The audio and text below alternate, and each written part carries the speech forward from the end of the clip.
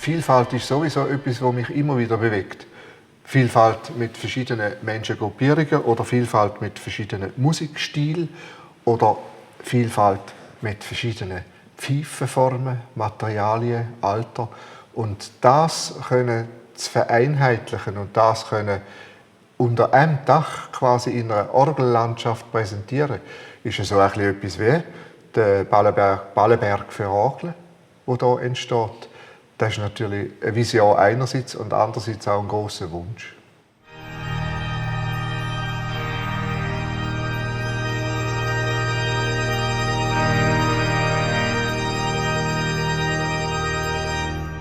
Luzern.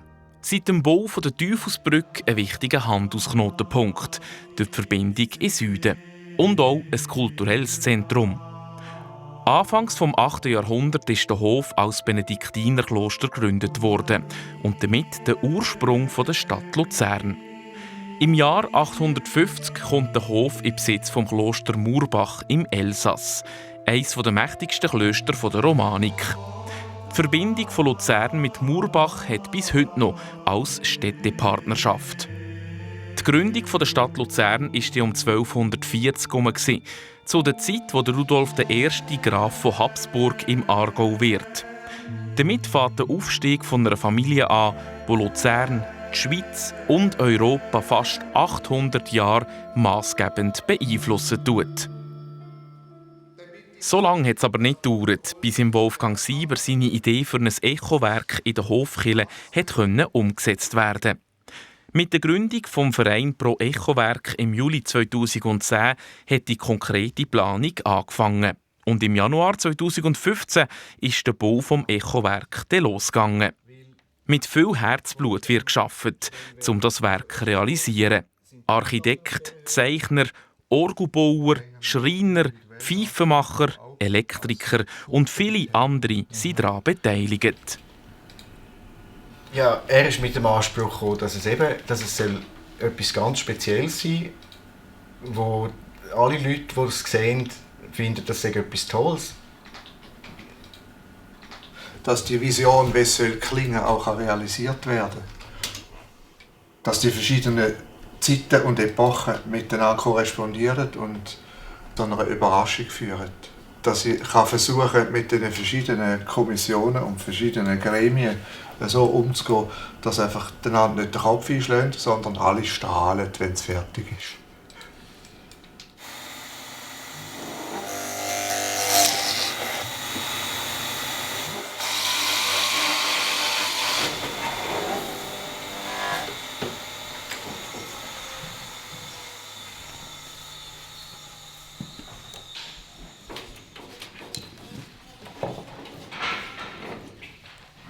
Beim jetzigen Projekt, bei dem Echowerk, tut man das historische Pfeifenmaterial, das ja jetzt während, 30 Jahre auf dem Estrich eingelagert war, tut man wieder in Funktion setzen. Also man macht aus dem historischen Pfeifenmaterial tut man quasi die grosse Hoforgel wieder ergänzen mit den Pfeifen, die man damals bei dieser Neukonzeption einfach nicht gebraucht hat.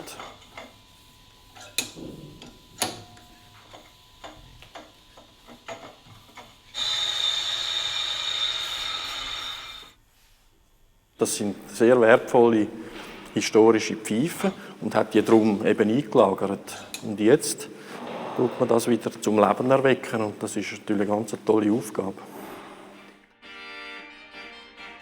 Am Anfang des Schisma 1378, wo die katholische Welt in 2 Teile spaltet, wird zum ersten Mal ein Orgelpfründ im Hof erwähnt.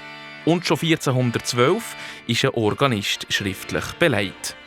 Während dem Konzil von Konstanz, wo der grosse Kirchenstreit beigelegt wird, besucht der Kaiser Sigismund I. Luzern. Bilder davon zu sehen sind in der Chronik vom Luzerner Diebold Schilling. In den 120 Jahren nachher werden 4 verschiedene Orgeln gebaut. Und das Kloster wird 1455 in ein Chorherrenstift umgewandelt. Wo der päpstliche Legat 1479 in Luzern residiert, kürt er die Hofkirche zu seiner Kathedrale. Und gerade 2 Orgeln begleiten seine Gottesdienste. Wie die Orgeln ausgesehen haben und wie sie getönt haben, das ist uns heute nicht bekannt. Bei der Firma Orgelbau Kuhn aber werden neue Klangcharaktere wie Euphonium, Susaphon, Alphorn, Bettruf und Sennenschauen entwickelt, die die Register vom 19. Jahrhundert ergänzen. In der Werkstatt werden die Pfeifen nur insofern vorbereitet, dass sie alle einen gesunden Ton geben. Ich spreche da gern von der klanglichen Mitte. Also man spricht auch bei Menschen davon, dass sie irgendwo ihre Mitte finden müssen und dann funktioniert das gut. Bei Pfeifen ist das, glaube ich, ähnlich. Ein so ein gewaltiges Werk entsteht nicht nur in der Werkstatt. Im Hintergrund müssen Bewilligungen eingeholt werden. Es müssen aber auch denkmalpflegerische Vorgaben beachtet und viele Parteien zu einem gemeinsamen Ziel zusammengebracht werden. Bis zur Französischen Revolution war die Stadt Eigentümer von der Kirche und Träger der Kirche. Nach der Französischen Revolution hat es eine lange Diskussion gegeben, wem gehört jetzt die Kirche. Und das ist erst bei der Gründung der Kirchengemeinde Luzern 1874 ist klar gewesen, die Kirche gehört in Zukunft zur Kirchengemeinde und zum Stift. Aber man hat damals noch nicht entschieden, wie es genauer aufgeteilt ist. Das ist erst 1940 beim Grundbucheintrag der Fall gewesen. Eigentlich ist das direkt dann bewilligungstechnisch zwischen den Orgelfreunden bzw. dem Verein Echowerk und der Denkmalpflege gelaufen. Also wir mussten uns mal einigen intern, wo es überhaupt stehen kann. Und nachher hat die Denkmalpflege Stellung genommen dazu, geht das in diesem historischen Kirchenraum oder geht es nicht. Und dort habe ich natürlich auf der einen Seite Verständnis für die denkmalpflegerischen Anliegen.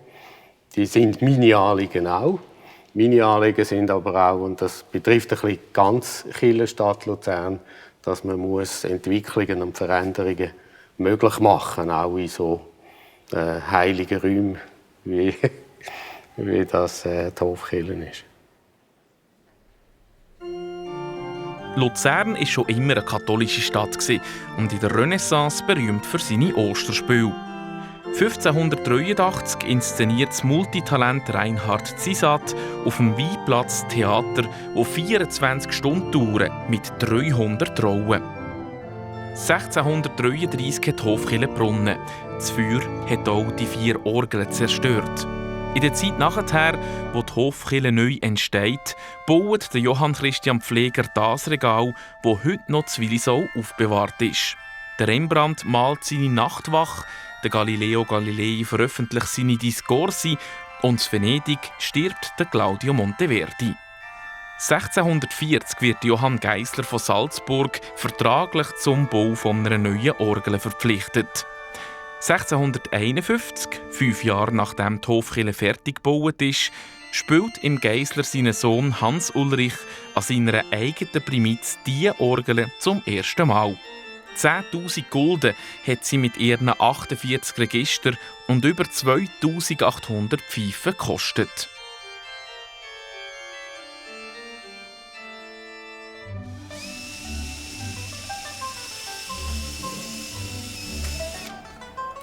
Auch das neue Echowerk musste finanziert werden. Mehrere Mitglieder der Verein Orgelfreund und Pro Echowerk haben durch ihre jahrelange Arbeit das nötige Geld zusammengebracht. Also zuerst ist natürlich eine grosse Liste entstanden, oder, mit mehreren hundert potenziellen Geldgebern. Darunter sind Stiftungen, darunter sind Private, darunter sind Leute, die man wissen, dass sie Affinität zur Musik haben, speziell zur Orgel. Und die Liste sind wir abarbeiten und haben uns die verschiedenen Adressen zugeteilt. Und dann ist man da mit Anschreiben, mit Telefonieren, ist man an die Zielgruppe gegangen. Es wird getragen. Die erachten das für richtig und wichtig. Das ist die Aussage auch gesehen mit einem Argumentarium, warum gibt es das Echowerk. Und wir haben also keine Absage von diesen Angefragten. Das hat schon bedeutet, dass für uns das wahrscheinlich eben auf eine gute Startbahn kann, das Projekt. Und erst haben wir, eben was der Hugo Wirtz jetzt gesagt hat, haben wir systematisch von Leuten suchen, die uns unterstützen würden. Wir haben das Glück gehabt, von einer Stiftung, der wir freundschaftlich verbunden sind, als erstes 300'000 Franken überzukommen. Das war natürlich ein unglaublich schöner Paukenschlag für uns, oder? Dass wir gewusst haben, es kommt an. Es ist der grösste Betrag zwar geblieben, aber immerhin es hat eine Reihe von sechsstelligen Zuwendungen hat es gegeben. Und das braucht man ja. Also die erste, über die Hälfte ist mit sechsstelligen Beträgen zusammengekommen. Eine Frau oder ein älterer Mann, der einfach 20 Franken will auch etwas beitragen, also für mindestens so einen wichtigen Beitrag, wie man eben von einer potenten Stiftung einen sechsstelligen Betrag bekommt. Und das finde ich ganz wichtig. Sind jetzt, auch gerade jetzt neuestens wieder Zahlungen eingegangen, da sind 5x20 dabei. Und das eben, berührt mich immer auch stark. Heisst auch, das ist eben unser Echowerk. Also sie stehen auch mit dem Beitrag zum Echowerk. Und es ist nicht einfach vom Wolfgang Sieber irgendein so ein Floh, ein grosser, tönender Floh, oder? Sondern es ist ein wichtiges Instrument, das hier entstanden ist. Was für mich wichtig erscheint, was ja in der Orgel oder in der Geschichte der Orgel nicht immer der Fall war, dass die Musik willkommen ist in diesen Kirchen. Das hat sich wesentlich verändert, auch seit dem letzten Konzil. Ich glaube sogar der deutsche Papst, wie hat er geheißen?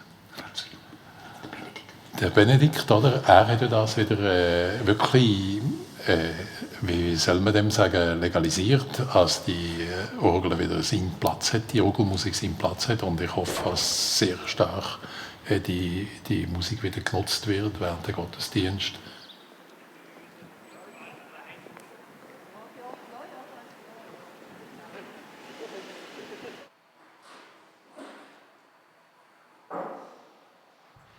Die Architektur vom Orgelprospekt und vom Rückpositiv stellen den Charakter von einer Orgel visuell dar.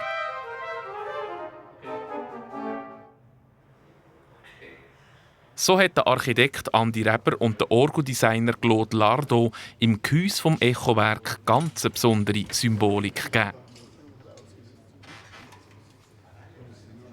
Nicht ganz so viel. Ja, vor allem, weil es schwer genug war. Ja, ich sage es nicht. Ich weiß es nicht. Ich weiss es nicht. Der Wolfgang Sieber hat mir die Partituren geschickt. Und da habe ich die mal ein bisschen studiert und angeschaut. Wir haben auch in verschiedenen Gesprächen dann gesagt, wie wir sie eigentlich übertragen und abnehmen, welche Noten wir hier aufführen. Und ich habe dann einfach versucht, ich musste mich einarbeiten. Ich habe ja gewusst, es muss etwas Räumliches daraus geben. Ich kann nicht einfach nur Punkte machen, sondern ich muss Linien haben. Und da habe ich einfach die Noten, zum Beispiel jetzt eben halbe Noten rot, eine Viertelnote grün und so, verschiedene Farben gegeben. Und das hat eine Struktur gegeben nachher. Und aufgrund von dem habe ich nachher die Zwischenräume an diesen Flächen zugeordnet, auf diesen verschiedenen Ebenen. Und das hat dann nachher das räumliche Gebilde gegeben, indem ich noch die einzelnen Noten noch mit diesen Ahornholzstäben von 5x3 cm für die einzelnen Notentrennungen. Und nachher für den Takt ist es dann nachher 4 cm breit gewesen. Das gibt eine ganz feine Struktur drin, wo man sieht, wie das durchläuft. Und das ist es auch noch so immer 2 Seiten von dem Gebilde sind in einer Partitur zugeordnet.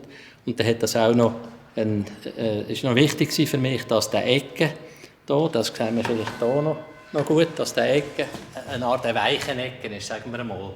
Also dass man spürt, dass das hier rundherum läuft, im Gegensatz zum anderen Ecken, wo dann nachher die Stäbe so senkrecht rauslaufen. Und durch das einfach ein Ende gibt. Also man sieht noch den dicken Stab und dann jetzt hier wieder einen dicken Stab und dann nachher, das ist eben nur der halbe Takt und die andere Hälfte ist noch auf der anderen Seite. Darum hätte auch die Ecke speziell gestanden. Ja, wie es mal läuft. Ja.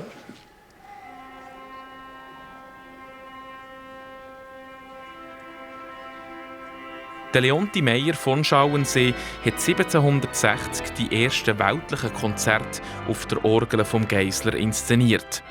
Von hier an wird die Luzerner Hoforgel für viele der Inbegriff von neuer Orgelmusik. So spielt 1811 der Karl Maria von Weber sogar auf ihr. 1842 wird die Walpenorgel eingebaut. 1847 besuchte Felix Mendelssohn Bartholdy die Hofkirche, um ermalen zu sein in seinem Aquarellpanorama. Und als Krönung baut der Friedrich Haas die neue grosse Hoforgel mit 70 Registern, einem Fernwerk im Estrich und der einzigen heute noch erhaltenen Regenmaschine. Es entsteht die längste und schwerste Orgelpfeife der Welt. Sie ist 10,7 Meter lang und fast 400 Kilo schwer. Seit der Einweihung 1862 gibt es die heute noch berühmten Orgelgewitterkonzerte.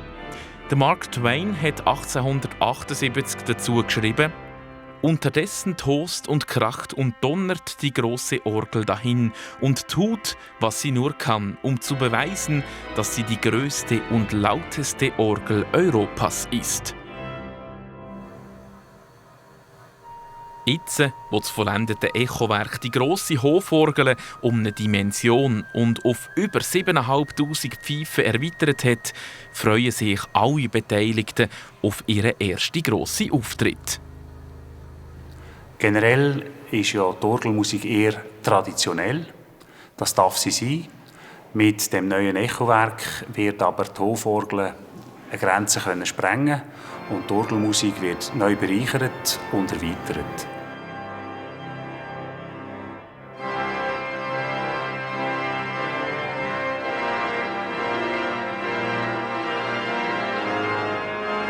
Wolfgang Sieber hat uns die Möglichkeit hier in Luzern gegeben und ich bin überzeugt, ihm persönlich wird es gelingen, die Grenzen explizit zu sprengen und das Spektrum der Orgelmusik zu erweitern.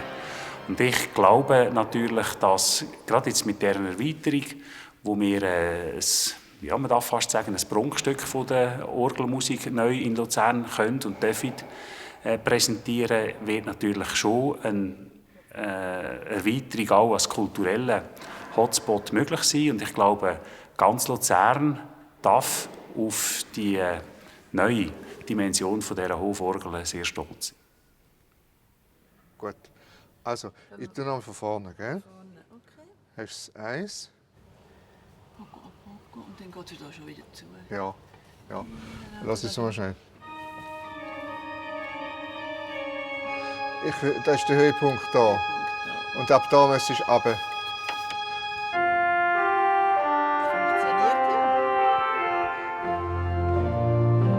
Du meinst, wie du schaltest?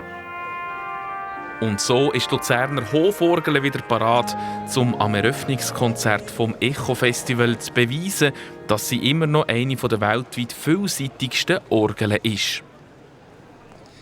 Ein ganz herzliches Dankeschön auch an die Hausherrin und an den Hausherrn hier. Die Hausherrin, das ist die Leutpriestereistiftung.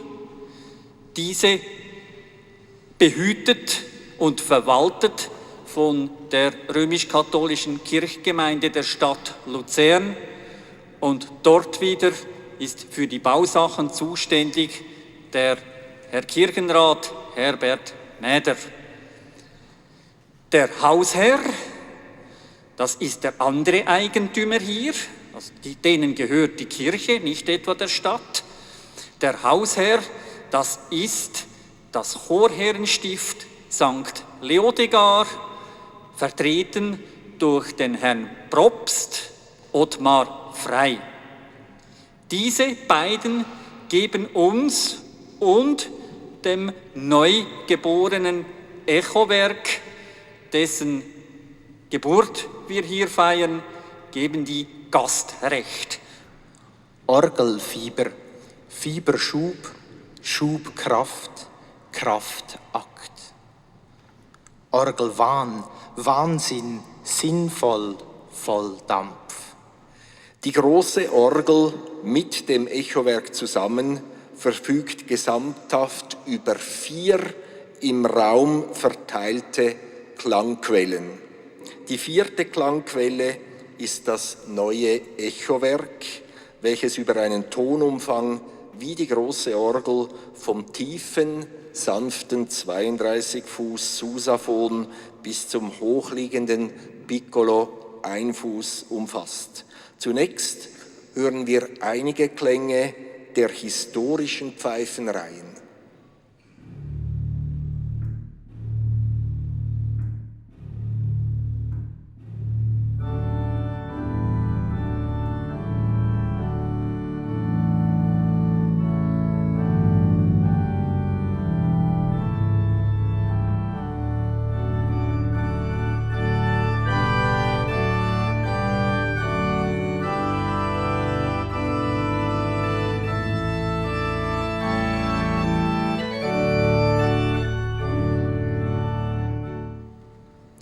Und jetzt noch auch ein paar gänzlich neue Klänge aus dem Echowerk.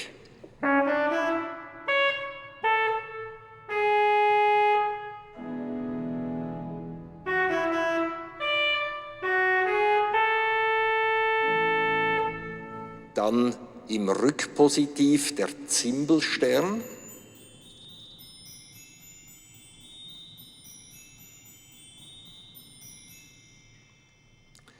Im Echowerk die Sen-Schellen, das sind Klangstäbe, die wie Glocken klingen.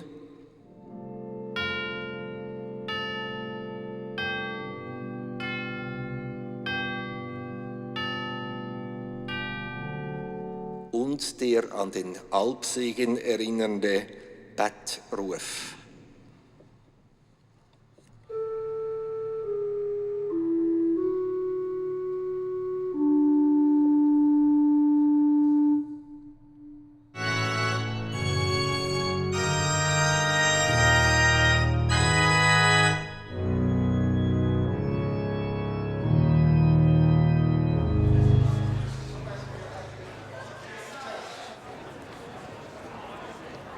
Gut, Musik spielt für mich natürlich eine grosse Rolle, weil die Stadt Luzern eigentlich Musikstadt ist. Und ich habe natürlich auch schon das Orgelgewitter besucht von Wolfgang Sieber und ich stelle immer wieder fest, es geht ja nicht nur eigentlich hier innen um Kirchenmusik im ursprünglichen Sinn, wie man es versteht, sondern der Wolfgang Sieber bespielt eigentlich Kirchenmusik zusammen mit Jodlerinnen, mit Guckenmusikern, mit Rappern und anderen mehr. Und ich glaube, diese Stilrichtung, dieser Mix von Möglichkeiten, das ist das, was mir hier heute gefällt.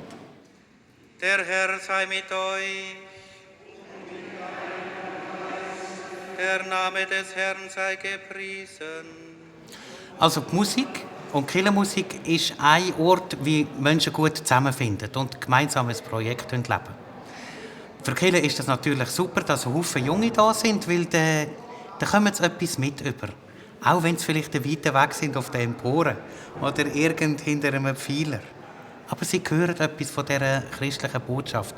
Und etwas bleibt hängen für ihr Leben. Das finde ich wunderbar. Und wo immer das geht, fördern wir ja die Kirchenmusik fördern. Der Kirchenmusikverband vom Bistum Basel hat ja das wunderbare Festival Cantars erfunden und zuerst mal durchgeführt. Und jetzt ist das schon schweizerischer geworden. Sie sehen, wie das ausstrahlt. Das ist doch grossartig. Der Raum wird erweitert und es hat eine Bedeutung, weil wir das ja hören. Unsere Wahrnehmung wird sozusagen noch tiefer geschult, auch noch rechts zu hören und hinten zu hören und vorne zu hören. Und das Werk heisst ja Echowerk, weil es ein bisschen indirekt kommt. Also nicht nur das, was zack, boom, direkt ist, sondern auch das, was ganz fein kommt. Auf das sollte man auch hören. Also der Bereich von der säkularen oder von der kirchlichen Welt oder die Bereich von den verschiedenen Schubladen sind eine Möglichkeit, etwas versuchen zu erfassen. Aber so wie wir in der Gesellschaft auch ganz viele verschiedene Schattierungen von Charakteren und von Typen, von Gruppierungen sehen, so sehen wir das natürlich auch, wenn wir ein Heer von Pfeifen anschauen. Also die sind nicht nur verschieden groß, die sind auch verschieden geformt. Die haben Holz und Metall und die einen sind dünn, die anderen sind dick, dann wieder laut und wieder leislich. Und die verschiedenen Schattierungen oder die verschiedenen Bereiche zusammenzubringen unter eine Idee oder unter ein Projekt. Das wäre eigentlich der Bereich, wo ich das Gefühl habe, ist schon ganz viel erfolgreich durchgegangen. Also da haben wir schon ganz viel Mal immer wieder zustande gebracht, dass wir die verschiedenen Interessen zusammenbringen können. Glückwünsche von Vertretern der Kirche und der Politik lassen auf eine musikalisch leuchtende Zukunft hoffen. Diese Glückwünsche sind so vielfältig wie die Hoforgel selber. In der Orgel wünsche ich gute Organistinnen und Organisten, die sie bespielen, und super zufriedene Zuhörerinnen und Zuhörer. Ich bin überzeugt, dass der Hoforganist Wolfgang Sieber, der auch bis jetzt schon ein sehr umfassendes und reichhaltiges Programm immer wieder präsentiert hat, mit dem Echowerk neu wird herausgefordert sein. Und ich bin fast überzeugt, er wird noch einen Zacken zulegen und Dimensionen, die die Neuerung ermöglichen, die wird er mit Sicherheit ausschöpfen. Und darauf freue ich mich persönlich auch sehr.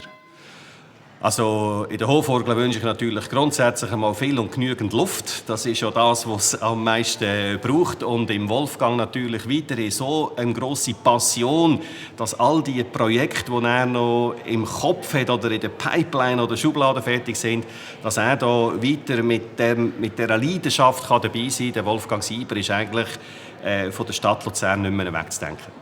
Und dass immer wieder auch möglich ist, bei bestimmten Gelegenheiten auch geistliche Konzerte anzubieten. Adventskonzerte oder Passionskonzerte. Da wird die Orgel immer eine grosse Rolle spielen.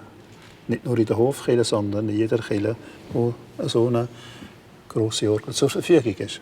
Ich wünsche mir eigentlich, dass die Dynamik, die hier herrscht, durch das Orgelspiel, vielfältigen Orgelspiel hier innen, wo sehr stark natürlich mit dem Wolfgang Sieber verbunden ist, auf der einen Seite darin noch möglichst lange so gemacht werden, also dass die Qualität erhalten, oder jetzt mit dieser Steigerung durch das Echowerk nochmal eine Entwicklung erfahren hat, dass das so weitergeht und man dereinst auch weiter Leute findet, die das Orgelwerk hier innen so behandelt und so nutzen, wie es jetzt der Fall ist.